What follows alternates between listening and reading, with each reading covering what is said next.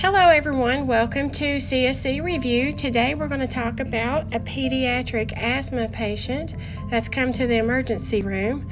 Everyone always requests a pediatric patient review as well as neonatal patient review. I think people get more anxious about working with that age group than any other. So we're going to go over a few of those in this next week. So make sure that you subscribe to this YouTube channel. That way you'll get updates when we do add some new videos. So we're going to get started with this one today. She comes to the emergency room and we're going to do her initial evaluation. So we're going to be in stage 1. Keep in mind that the MBRC likes for you to do what's quick, fast, and easy in stage 1. That way you can decide if there's an emergency or life-threatening situation going on, so you know to stop and treat that emergency. If not, you just continue with treating the patient and evaluating until you get the task that is the subject of the CSE corrected. So we're going to look first at her general appearance. That's definitely fast, quick, and easy. We can do it from the door or from the end of the bed or beside the bed. And it tells us that she has good color. She's using her accessory muscles, so she is in some distress. Her level of conscious, she is alert, but she is anxious. Asthma can sometimes be triggered by anxiety, and sometimes asthma triggers anxiety. So it's a bit of a chicken and the egg situation, but they usually do run together. So pulse ox is 95%, but she's on a partial rebreather at 12 liters per minute, which is giving us an FiO2 of about 60%. So we know that a partial rebreather, if you take the flaps off of the mask when you take it out of the package, you're going to entrain room air, which is going to dilute your FiO2, and that's how you use that mask as a partial rebreather.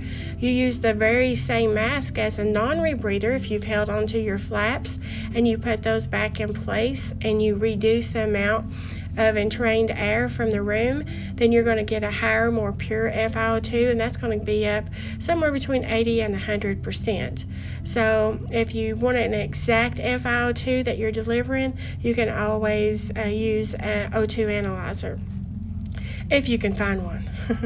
So she has a history that we're going to choose to evaluate. It says that she does wheeze and becomes short of breath while running. So that tells us that she has some exercise-induced asthma. There are some great meds out there on the market that are preventive, like cromolyn sodium, which is also known as Ental, that a patient can take when they have exercise-induced asthma. She does have an albuterol MDI on hand for use when she's at home that she uses as needed. Obviously, that may not be all she needs at this point, and that lack of a preventive asthma medication is probably what has landed her in the emergency room. So we're going to look at her vitals. She has a respiratory rate that's elevated. We know that 16 to 20 or so is normal. It's according to what book you're looking at, but her respiratory rate's 38, so we know that that is known as tachypnea. Her heart rate is 132. We know that 60 to 100 is normal for an adult. She's 12 years old, so she's it may be a little higher for her normally, but she is tachycardic at 132. Her blood pressure, she's hypertensive at 140/88. We know the normal is 120/80. She's running a little smidge of a temperature at 99 degrees. We know 98.6 is normal. Her breath sounds, we're going to choose that as inspiratory and expiratory low and high-pitched wheezes. She has it says that her peak flow is decreased below her normal. Her pulsus paradoxus she has, and we know that that is a key word for asthmatic exacerbation. Pulsus paradoxus and asthmatic exacerbations run together. So that's another way that we can gather our diagnosis and begin to our care plan for this patient. So we're going to choose to go ahead and give her an albuterol nebulizer treatment. 20 minutes later, her peak flow is now 150. It is not improved very much.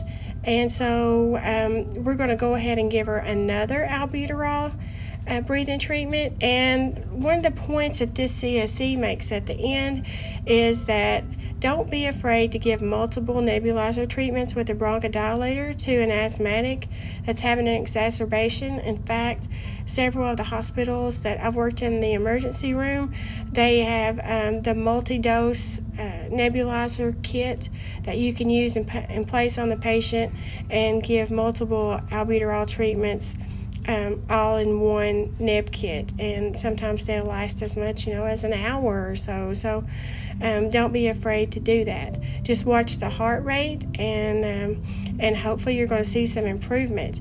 Now we do another peak flow 20 minutes after that second nebulizer treatment, and her peak flow is now 180. So she's still not in a life-threatening emergency. She is definitely constricted.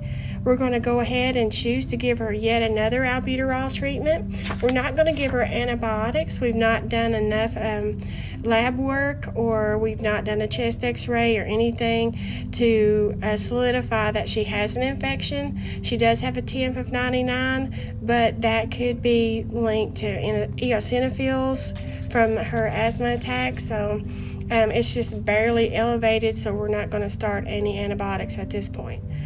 So after she does that last breathing treatment, her peak flow is now 205, so it is edging up, not as fast as we would like. We're still doing okay. It's not an emergency, so we're just going to continue evaluating and treating until we get this patient into a more comfortable level of shortness of breath. So we do choose to check her breath sounds on this screen. She still has diffuse inspiratory and expiratory wheezes. She's kind of textbook asthmatic there. Her heart rate's still elevated at 126. That is down a little bit, so she's getting a little more comfortable. Her saturation is 95%. We're going to check her appearance again. It's telling us that she has good color. She's still using her accessory muscles. Her respiratory rate now is 26. That's down from 38 initially on our first screen, so she's getting a little better. Our CBC, we're going to go ahead and choose that now. We're at the level that we should be choosing lab work. We have a white blood cell count of 7,000, so we know that's normal. That's right in the middle of a normal range, so there's no indication of infection there. She has a hemoglobin of 14.2, so she's not anemic. That's well within normal range. Her hematocrit's 42%, so that's okay. Her height and weight, we'll go ahead and check that in case we need it later. She's 62 inches tall and she's 50 kilograms, so that tells us she's not obese. Her ABG, or her pH is 7.44, so she is within acceptable range there. Her PCO2 is 36 on a normal 35 to 45, so that's okay. Her PO2 is 149. So we've got to remember, we've still got her on a 60% partial rebreather at 12 liters. So she should have a high PO2 and a high saturation. She's only 12 years old and she has asthma, but she should definitely have a PO2 that's higher than we would normally see. So she has a bicarb of negative 24 and a saturation of 98%. She still has some pulsus paradoxus, and her FEV1 FVC, we'll choose to look at that, and it has shown 50% of predicted. So we know that she has an obstructive disorder, and it's definitely moderate. So that's more definitive. If we can do a quick spirometry, well, you wouldn't want to do a full PFT lab visit at this point, but just if you've got a spirometer there in the ER, and they make them that are handheld or bedside, will sit on the bedside table, and if you can check her FEV1 there, then that's going to be super helpful. You're going to continue to monitor her peak flow. but the FEV1 FVC ratio percentage is more definitive even than the peak flow. So the doctor says, what do you want to do now? She's more comfortable. She's still not out of the woods as far as completely reverse this asthma episode, but her PO2, remember, is 149 and her saturation is 98%. So we're going to choose to go ahead and take off the partial rebreather. She is definitely within a safe zone there, and we're going to decrease her, and it's going to ask us to choose what oxygen tool that we want to use now for her. She's not ready for room air. She's still only at 50% of her predicted. So we're going to go ahead and choose either the 6-liter nasal cannula or the 8-liter simple mask. So you'll get points for either one because her PO2 is greater than 100. So that's the end of that CSE with the pediatric asthmatic.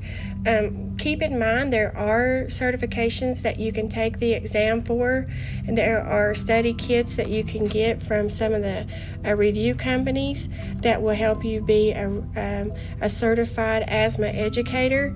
I hear that you're able to bill for your time in some settings that you use to work with patients. You can bill some of the private insurances like Blue Cross Blue Shield and some of those type of insurances for your time. So that is definitely going toward something that we're trying to strive for in our field, which is a respiratory practitioner role that truly is an educator among other specialty areas. So if you want to get that certification after you pass your registry, then you can look into that study material, and then just once you feel comfortable, just schedule the board exam and go for it. It's going to open up a lot of avenues to success for you once that you get through these exams, the initial exams, and you can add on the neonatal specialty and the critical care specialist and some different things. So it's a very exciting field to be a part of. So we're glad you're here and want to thank you for listening in to this CSE review. Like I said, I'm going to be adding a lot more this week, so definitely subscribe, hit the red button below, and that just gives you updates to when we add more video, okay? Thanks a bunch. Have a wonderful day, and we'll talk to you real soon.